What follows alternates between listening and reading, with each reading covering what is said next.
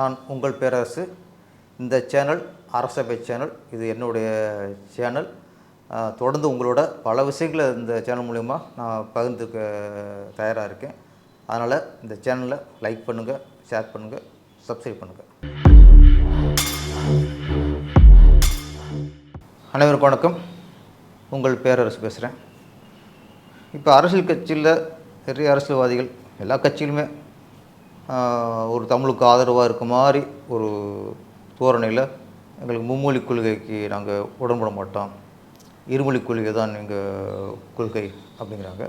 இந்த இருமொழி கொள்கையே இப்போ இருக்காங்கிறது சந்தேகம்.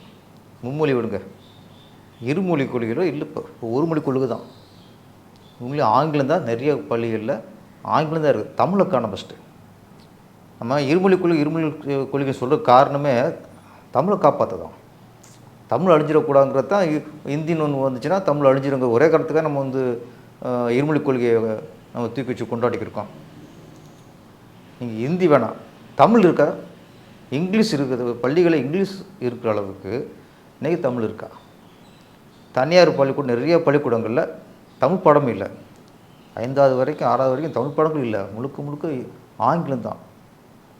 விருப்ப பாடத்தில் கேட்குறாங்க, ஹிந்தி படிக்கிறீங்களா, தமிழ் படிக்கலான்ட்டு. விருப்ப பாடத்தில் ஹிந்தி விருப்ப பாடங்கிறது ஓகே. தமிழ்நாட்டில் தமிழ் பள்ளிக்கூடத்தில் விருப்ப பாடமாக நீங்கள் தமிழ் படிக்கிறீங்கன்னு கேட்டால் அது எவ்வளோ ஒரு அவலம்.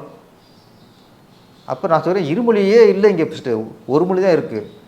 அந்த இருமொழி தமிழை காப்பாற்றுங்க ஃபஸ்ட். நம்ம ஒரே ஒரு வேண்டில் தான். தமிழ்நாட்டில் இருக்கிற தமிழ் பள்ளிக்கூடங்களில் அது தனியார் பள்ளிக்கூடமாக இருக்கட்டும், அரசு பள்ளிக்கூடமாக இருக்கட்டும், எந்த பள்ளியாக இருக்கட்டும், நம்ம தமிழ் மாநிலத்தில் இருந்துச்சுன்னா அங்கே கட்டாயமாக தமிழ் பாடம் இருக்க வேண்டும். 5வது வகுப்பில் தமிழில் பாஸ் ஆனாதான் அவன் 6வது போகணும்.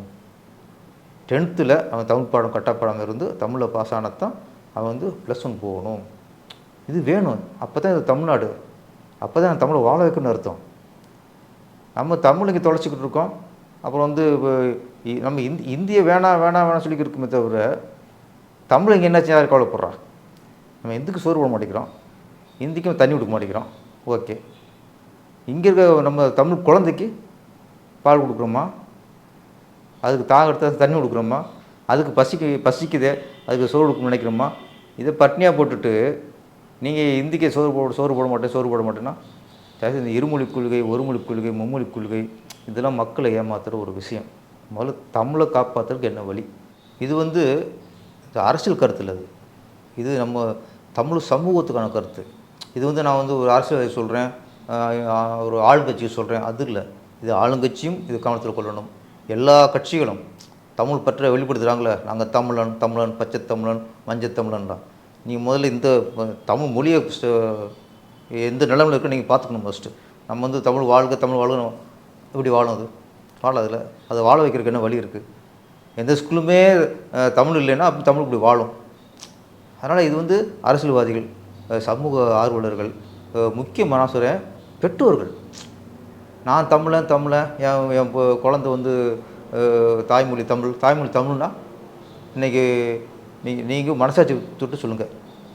இன்றைக்கி 10 வயசு 8 வயசு 10 வயசில் குழந்தைங்க அதுக்கு தாய்மொழி தமிழ் தான். அது தமிழ் எழுத தெரியுதா, படிக்க தெரியுதான்னு மனசாட்சி தொட்டு நீங்கள் சொல்லுங்கள். பேசுகிறாங்க. இன்றைக்கி தமிழ் பேச்சு மொழியாக இருக்குது. தமிழ்நாட்டில் தமிழ் பேச்சு மொழியாக இருக்குது. பசங்க தமிழ் எழுதுகிறாங்கன்னு நீங்கள் செக் பண்ணுங்கள். தமிழ் படிக்கிற ஒரு புக்கு கொடுத்து தமிழ் படிக்க சொல்லுங்கள். அப்போ தெரியும் தமிழ்நாடு எந்த லட்சத்தில் இருக்குன்ட்டு. அதனால் இதில் அரசியல்வாதிகள் மட்டும் இல்லை, எல்லாருமே பெற்றோர்லேருந்து தமிழ் ஆர்வலர்லேருந்து எல்லாருமே தமிழ்நாட்டில் தமிழாக இருக்க எல்லாருமே இதில் கொஞ்சம் கவனம் செலுத்தணும். அதை நான் கேட்டுக்கிறேன். நன்றி, வணக்கம்.